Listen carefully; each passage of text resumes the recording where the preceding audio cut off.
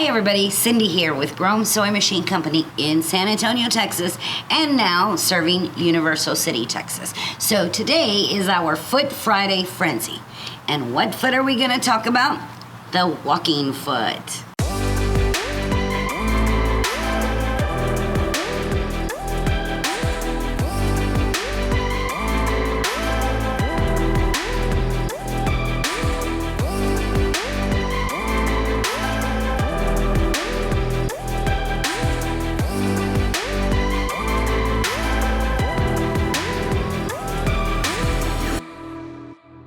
The walking foot, we get a lot of phone calls. What is this thing? How do we put it on? And then they'll ask us, what is this? So today we're going to teach you how to attach your walking foot and how to use it with this little seam guide. So follow me over to the machine and let's get started. Okay, so I'm already started a little square. The walking foot is generally used for quilting. Sometimes you're trying to quilt your quilt, you're stitching in the ditch, and the walking foot helps feed your top layer and bottom layer. But what I did here is called cross hatching, and I'm quilting my own fabric using the walking foot and this funny little guide. So what I did was I started my straight lines first, right? And I finished the whole piece.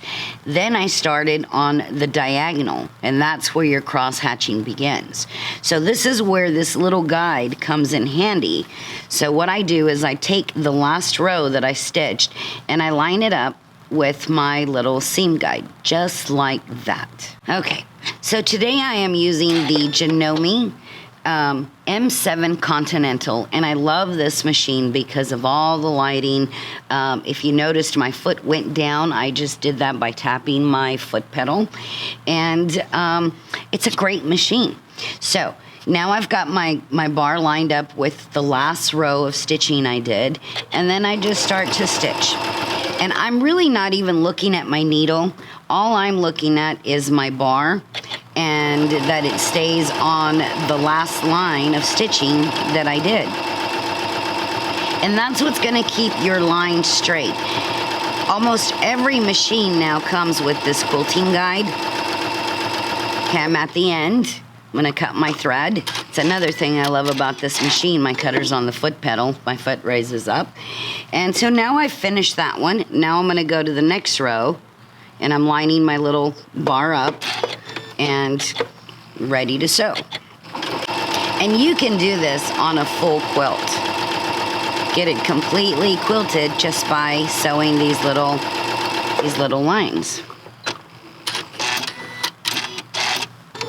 Some of you that are already quilters already know about this wonderful guide, but there's a lot of newbies out there, and we thought that it would be a special little segment so that you could see how to use this little guide.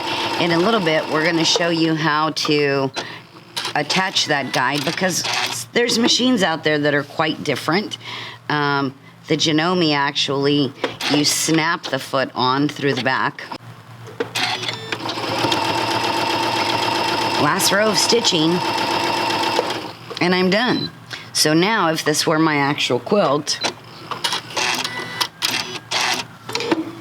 you would be completely quilted and done.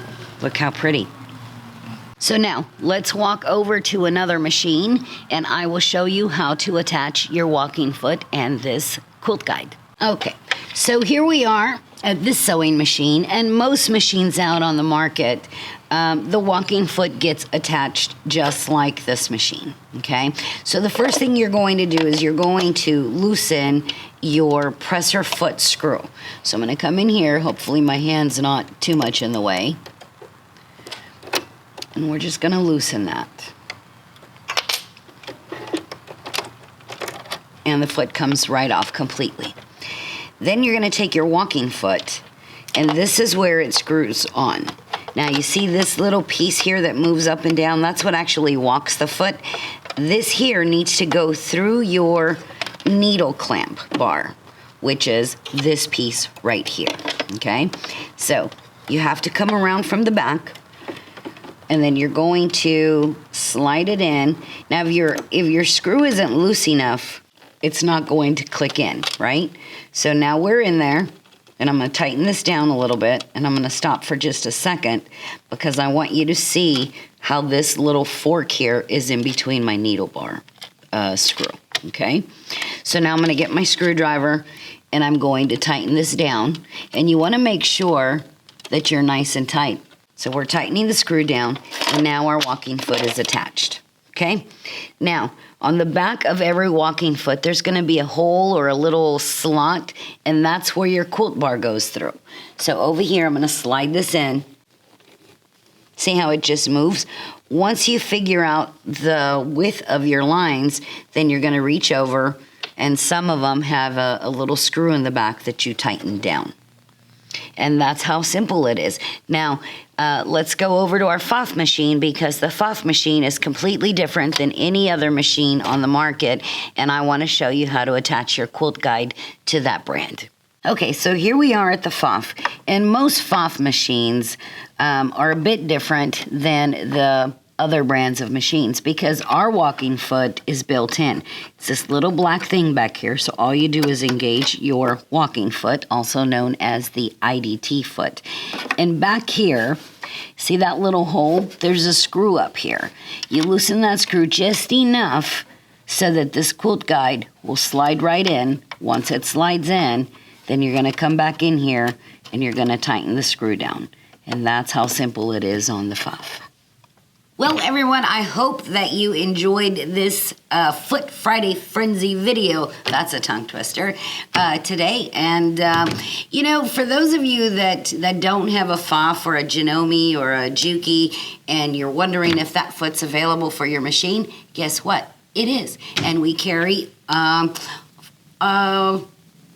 for almost all brands of sewing machines. We have Brother, we have Baby Lock, we have the old Montgomery Wards and Sears Kenmore. So even the little Singer Featherweights, if you didn't know that one was available, it definitely is. So anyways, we are happy to be here showing you these videos. Don't forget to follow us on Facebook and also to subscribe to our YouTube channel and leave some comments there if there's a foot that you want to see. Also, click on that little bell, that little notification button, so that you will get to see the next Foot Friday video when it's available. Until next time, guys, see you soon.